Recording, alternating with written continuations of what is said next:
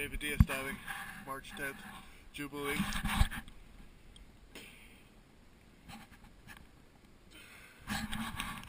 Installed 2 R4s or 4 R4s on the trim tabs, 2 R5s on the rudders, and 1 1 3/4 heavy on the shaft.